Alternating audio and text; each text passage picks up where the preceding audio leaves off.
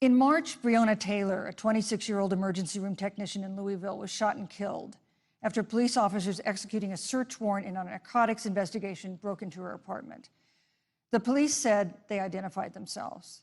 Taylor's boyfriend said he didn't hear them do that. He used a gun registered to him to fire a shot, which wounded an officer. The officers then fired more than 20 rounds into the apartment. They say they were acting in self-defense. None of them have been indicted in connection with her death. Senator Harris, in the case of Breonna Taylor, was justice done? You have 2 minutes.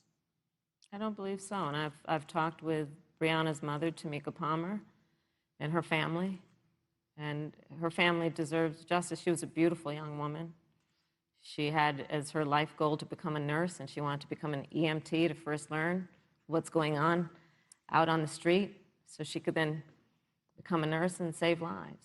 And her life was taken unjustifiably and tragically and violently. And it brings me to, the 8 minutes and 46 seconds that America witnessed, during which an American man was tortured and killed under the knee of an armed, uniformed police officer.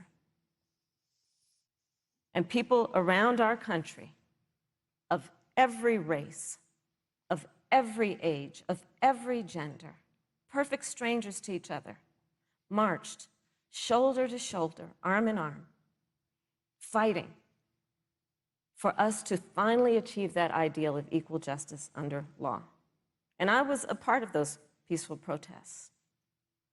And I believe strongly that, first of all, we are never going to condone violence, but we always must fight for the values that we hold dear, including the fight to achieve our ideals. And that's why Joe Biden and I have said on this subject, look, and I'm a former career prosecutor. I know what I'm talking about. Bad cops are bad for good cops. We need reform of our policing in America and our criminal justice system, which is why Joe and I will immediately ban chokeholds and carotid holds. George Floyd would be alive today if we did that. We will require a national registry for police officers who break the law. We will, on the issue of criminal justice reform, get rid of private prisons and cash bail, and we will decriminalize marijuana, and we will expunge the records of those who have been convicted of marijuana. This is the time for leadership on a tragic issue of unarmed Black people in America who have been killed. Senator Harris. Vice President Pence, let me pose the same question to you. In the case of Breonna Taylor, was justice done? You have 2 minutes, uninterrupted. Well, our heart breaks for the loss of any innocent American life. And the family of Breonna Taylor has our sympathies. But I trust our justice system, a grand jury that refused the evidence. And it really is remarkable that as a former prosecutor, you would assume that an impaneled grand jury looking at all the evidence got it wrong. But you're entitled to your opinion, Senator. I think, look, and with regard to George Floyd, there's no excuse for what happened to George Floyd. And justice will be served. But there's also no excuse for the rioting and looting that followed. I mean, it really is astonishing. Flora Westbrook is with us here tonight in Salt Lake City. Just a few weeks ago, I stood at what used to be her salon. It was burned to the ground by rioters and looters. And Flora is still trying to put her life back together.